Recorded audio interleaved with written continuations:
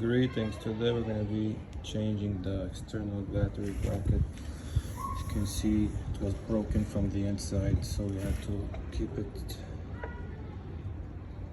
tight with 2 cable ties, enable for it to start charging again.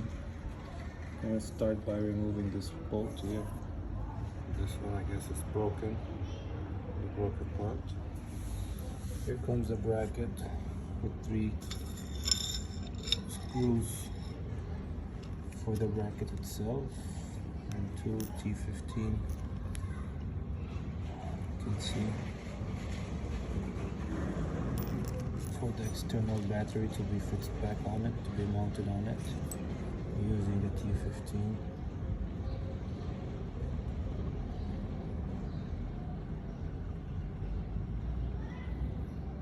Keep you up for the update.